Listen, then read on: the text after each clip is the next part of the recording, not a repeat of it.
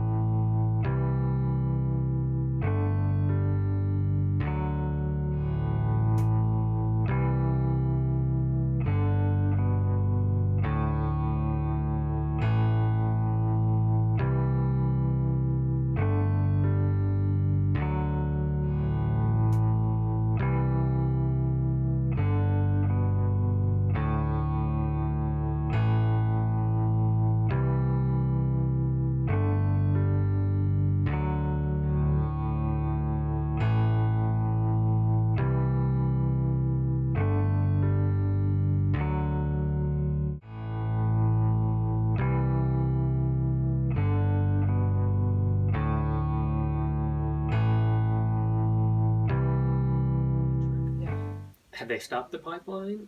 No. Are they going to stop that particular pipeline? Maybe. Yeah. I don't know. Maybe. Are they anchoring down some publicly, visibly anchoring down some norms about community governance and sustainability and concern about climate change and environmental justice and that sort of thing? I'd say, yeah, absolutely. So are they educating themselves further about how strategic nonviolent action works? Yes. Are they sharing that with others and other organizations? Yes.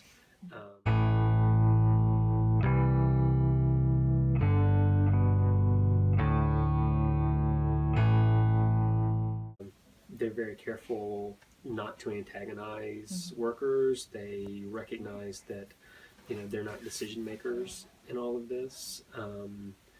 They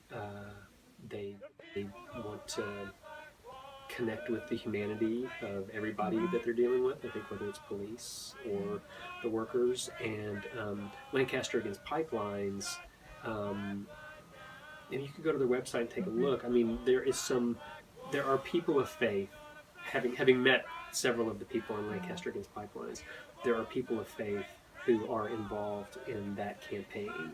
I think it's a community organization, so you could have people of faith, and others from all sorts of diverse traditions, I figure. But I think it extends to them as well.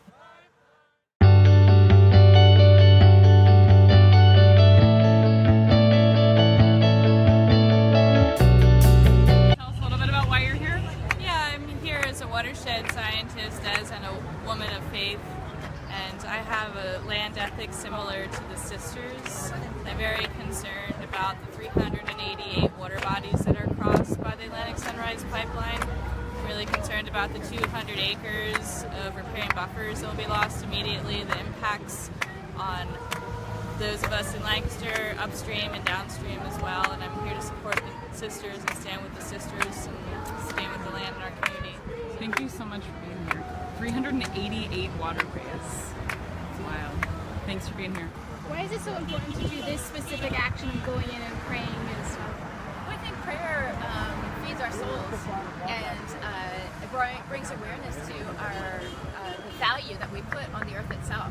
That we sometimes see the earth as something to exploit and damage and destroy rather than something that we live in a reciprocal relationship with. We depend on the earth to give us life. And so I feel, and I think those of us who are here today feel that it's important to value that and to name that. We stand on this earth that you've given us as a gift. We sense our responsibility to care for it and its sacredness. We're grateful, very grateful, for the many resources that come from it. We ask that you continue to bless us, bless those who live on it. Forgive us for the ways that we desecrate the sacredness of your land and your water and your air. Forgive us for any violence, mentally, emotionally, or spiritually. Heal us. Strengthen us to continue to be courageous in our stance for the sacredness of earth, the sacredness of each person.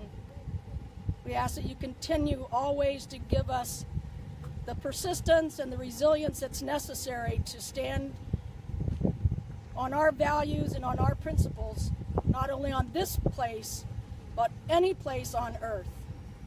All this we ask, knowing that your Spirit guides us every step of the way. And for that we say, amen. Amen. Amen.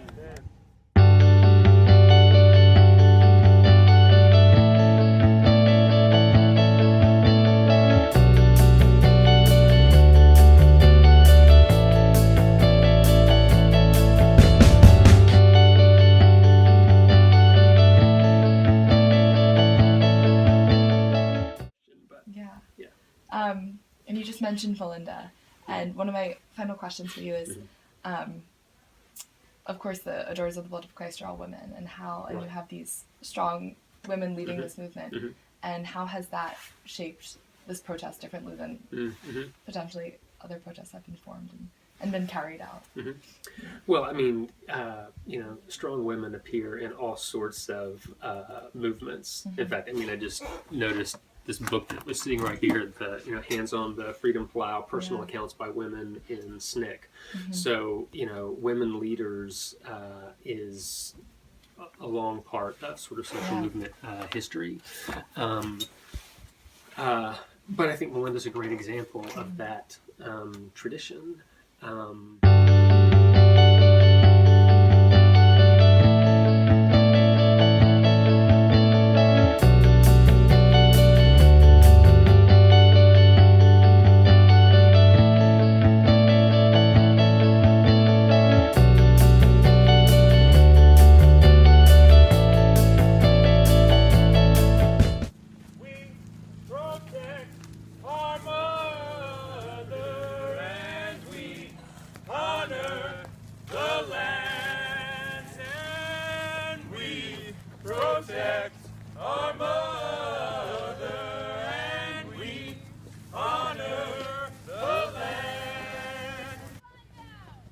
Joining in hands in song, for quilt making and in prayer, people have come together to protest the Atlantic Sunrise Pipeline cutting through Lancaster County, Pennsylvania. These peaceful protests have brought together peacemakers, healers, and restorers of all faiths, genders, ages, abilities, cultures, and backgrounds to fight the same fight. How will you help to protect our mother?